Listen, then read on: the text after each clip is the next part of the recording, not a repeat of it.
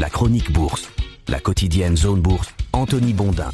Bonjour à toutes et à tous, bienvenue dans ce point de marché Zone Bourse. Nous sommes le jeudi 16 avril 2026 et ça s'appelle aujourd'hui pour les marchés actions, c'était une excursion. Alors je suis un petit peu désolé par avance du bruit de fond aujourd'hui, je suis en ville et il y a énormément de bruit de camions. Avec 11 séances de hausse consécutives pour le Nasdaq et un nouveau record pour le S&P 500, Wall Street a déjà tourné la page du conflit en Iran, c'est manifeste. L'Europe, elle a plus de mal à se réjouir, le Stoxx Europe 600 n'a plus que 1,6% d'avance sur le S&P 500 en 2026.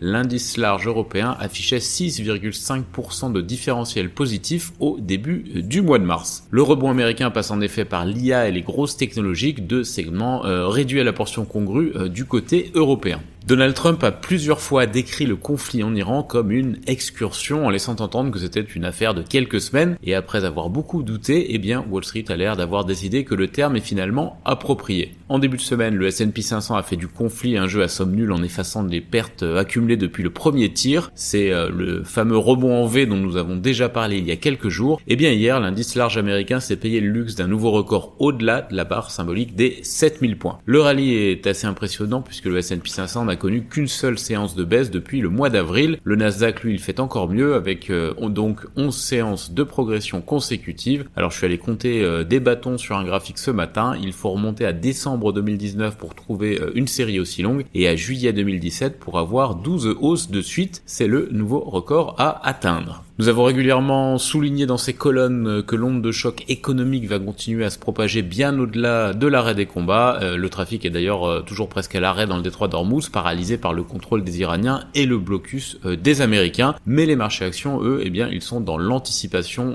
comme toujours. Le conflit est en train de se résoudre, la situation va peu à peu se normaliser. En tout cas, c'est le pitch. Plusieurs médias évoquaient hier une extension du cessez-le-feu entre les États-Unis et l'Iran, ainsi qu'une nouvelle rencontre entre les négociateurs des deux camps à Islamabad dans les prochains jours. Deux anecdotes illustrent assez bien ce changement d'ambiance sur les marchés. Hier, le Washington Post indiquait par exemple que le Pentagone allait envoyer quelques milliers de soldats supplémentaires au Moyen-Orient. Il y a 2 semaines, une telle information aurait sans doute provoqué une réaction négative, mais hier, cette nouvelle est passée à peu près inaperçue. L'information ne s'est même pas affichée en rouge sur le terminal Bloomberg. Autre anecdote et sans doute plus symbolique encore, le Wall Street Journal a remis en ligne cette semaine sa page d'accueil traditionnelle en supprimant l'espace dédié au conflit en Iran. Et ça traduit une réalité. Le conflit en Iran n'est pas formellement terminé, ses conséquences sont toujours bel et bien visibles, mais le marché est clairement passé à autre chose. Donald Trump a même recommencé à tourmenter Jérôme Powell, c'est dire si la routine reprend son cours. Côté Europe, la séance de mercredi s'est achevée en légère baisse à l'exception du DAX. La journée a été marquée par la déroute des valeurs du luxe, plombée par les résultats d'Hermès et de Kering. Les deux titres ont abandonné respectivement 8 et 9% et ça a lourdement pesé évidemment sur le CAC 40. Alors pour Kering, c'est le signe que le rebond des ventes espérées par le marché avec l'arrivée de Luca de Meo va prendre du temps.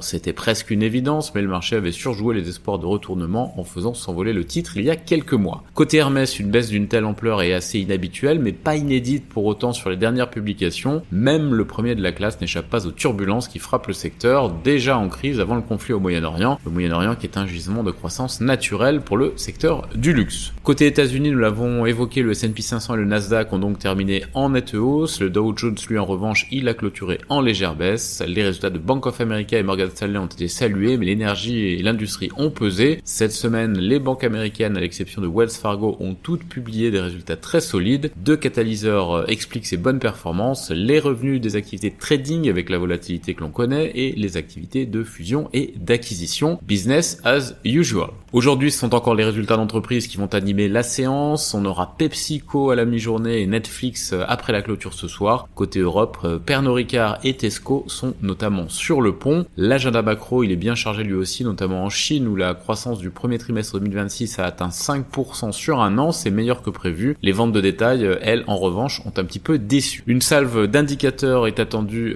pour poursuivre en début d'après-midi aux États-Unis et côté Europe, peu de chiffres en vue, mais quelques bruits de couloir concernant la BCE. Bloomberg croit savoir que la Banque centrale va laisser ses taux inchangés lors de la réunion du 30 avril. En Asie-Pacifique, la fête boursière continue. Le Japon et Hong Kong gagnent 1,5 1,3%, la Corée du Sud 1,6%, l'Australie lâche 0,4%. Je souligne ce matin la hausse de Taïwan, pas parce qu'elle est vraiment spectaculaire, l'indice TAIEX gagne 0,6%, mais parce qu'elle est suffisante pour que la capitalisation cumulée du marché local dépasse celle du Royaume-Uni. Alors faute d'un compartiment technologique florissant, l'Europe est ainsi officiellement reléguée en deuxième division, même si l'essentiel de la performance taïwanaise repose sur TSMC qui pèse plus de 40% du poids total du marché, qui totalise désormais un petit peu plus de 4000 milliards de dollars de capitalisation. Les indicateurs d'avancée européens, ils sont assez mitigés ce matin. On passe maintenant à l'actu des sociétés en France. Bouygues, Iliad et Orange seraient en pourparlers avancés pour racheter SFR auprès d'Altis, croit savoir Bloomberg. Le Wall Street Journal lui indique que Sazerac a fait une offre de 15 milliards de dollars pour Brown-Forman, qui est également courtisé par Pernod Ricard. Pernod Ricard qui confirme ses perspectives de moyen terme en marge de la publication de ses derniers trimestriels ce matin. Vinci remporte un contrat autoroutier en République tchèque. GTT reçoit une commande en provenance du chantier naval Hudong-Zhonghua pour les cuves de 4 méthaniers. Pluxee a confirmé ses objectifs financiers annuels après les chiffres de son premier semestre fiscal. Exail dévoile un bond de 40% de son chiffre d'affaires. Kaufman & Broad vise pour 2026 un chiffre d'affaires comparable à celui de 2025. Gérard Perrier veut passer sur Euronext Growth et Sirius Media annonce que sa filiale de production est en redressement judiciaire. Sur l'agenda des publications du jour, Virbac, Lagardère, Morel, Ipsos, ICAD, GL Events, Covivio, Planisware, Thermador, Marie Brizard et beaucoup d'autres mid-cap. On passe à l'actu des sociétés en Europe maintenant. Barry Callebaut publie un chiffre d'affaires en baisse mais un bénéfice net semestriel en hausse. Saipem a remporté 2 contrats offshore en Arabie Saoudite, 400 millions de dollars. L'ancien directeur général de la Banca Monte dei Paschi, Luigi Lovaglio, est réélu à la surprise générale. Fincantieri a décroché un premier contrat avec l'US Navy. JD Sports Fashion cède des titres Applied Nutrition via un placement accéléré. Freenet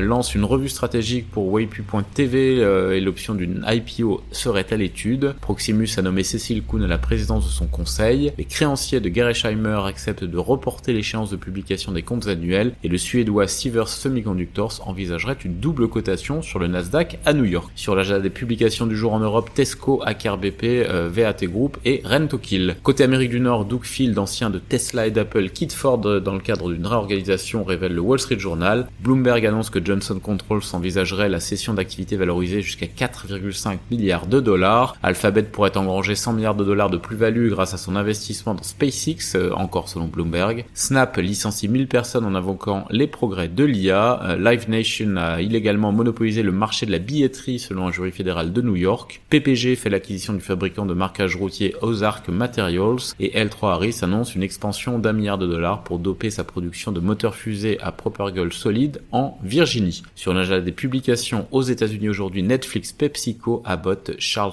Schwab ou encore Prologis. Ailleurs dans le monde, Elliott est entré au capital de Daikin et prône une revue de portefeuille et CATL fait pression pour être retiré de la liste noire du Pentagone liée à l'armée chinoise selon les informations de Bloomberg. C'est terminé pour ce point de marché du jour. Excellente journée à toutes et à tous.